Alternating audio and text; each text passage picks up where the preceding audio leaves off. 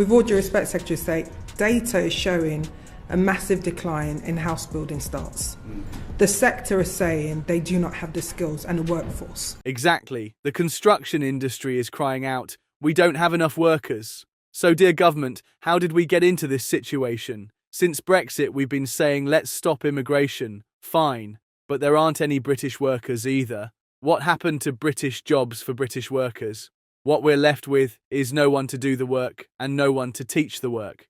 You've also introduced 1,000 rules, all in the name of safety. Of course, buildings need to be safe, but if you're using safety as an excuse to delay processes for years, that's another scandal. In this country, bureaucracy is growing faster than construction. Do you really think England is still a country that can build its own homes? Leave a comment, don't forget to like and subscribe. Well, I think it's important to state that any further decisions, like I say, we've already put £34 billion a year into housing support, and we've increased that in April of 2024. But the decisions on local housing allowance will be made in the round at the budget alongside the other decisions that the government have already made, which is it has had an impact on families. The government is providing support. £34 billion. Stop with the nonsense. Do you know where that money is going? To real estate giants. Not to the homes of the poor, but to 3-bedroom luxury flats in central London. And local housing assistance is still frozen. The IPR report says 90,000 families are being pushed into poverty. What's their response? We'll look into it in the budget. When, in 2029, what you should be looking at isn't an Excel file, it's the children of this country who are left homeless. We're really starting to call this not policy, but negligence. We've been doing on the Employment Rights Bill, which will give families more security as well. Oh yes, the Labour Rights Law is coming. They're talking about the right to request flexible working hours, as if everyone has a computer and can look for a home while drinking coffee at Starbucks. The man works 12 hours a day in a factory and lives with 3 children. What does flexible working have to do with it? They're so out of touch with reality. But when it comes to election campaigns, they say, we'll make your children's breakfast, we'll buy their uniforms.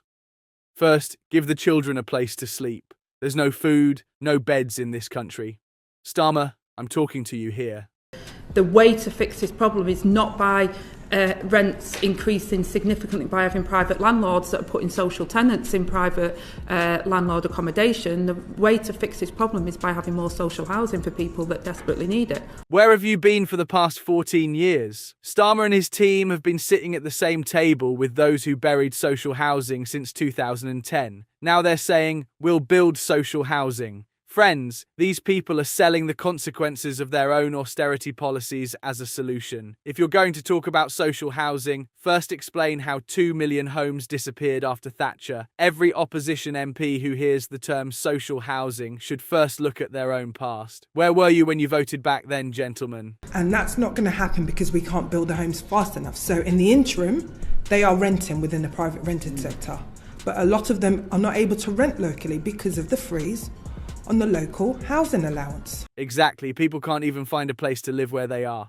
The government froze housing assistance, but that freeze has melted. The citizens are out on the streets with it. So what happened to those extra resources given to local councils? Municipalities don't have any housing, and they're distributing the few remaining apartments by pitting refugees against citizens. This isn't politics, it's outright divisive politics. Starmer is watching because he also thinks municipal governance is the art of invisibility. Your mindset is still, I won't upset anyone, but the people are at their wits' end. It shouldn't risk your life to live in a home. But some of the other issues like overcrowding, for example, if I tried to fix that now, we'd have an even bigger housing crisis. Yeah. So it was a balance to be had. But you will see, and I'll let the Permanent Secretary see, there is lots of data points that you can challenge us on with the changes that we're making. But we expect within 2027-28 you should start to see that really ramp up with the 2027? 2028. People can't even pay their rent this week. You're saying, well, something will happen in 3 years, we'll see then.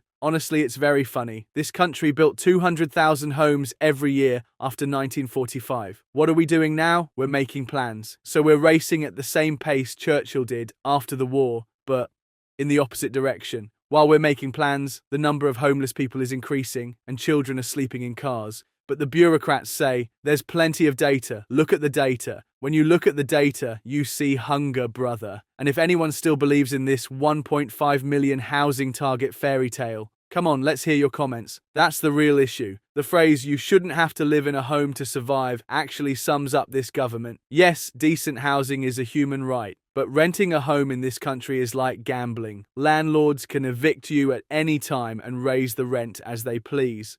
Renters Reform Bill. The law passes, but implementation is zero. Starmer isn't speaking out about this either because his sponsors are also landlords. So where is this heading? Will we still be discussing these issues in 2029? You tell me. If you liked the video, give it a thumbs up and subscribe. But first, leave a comment. Who will solve this country's housing crisis?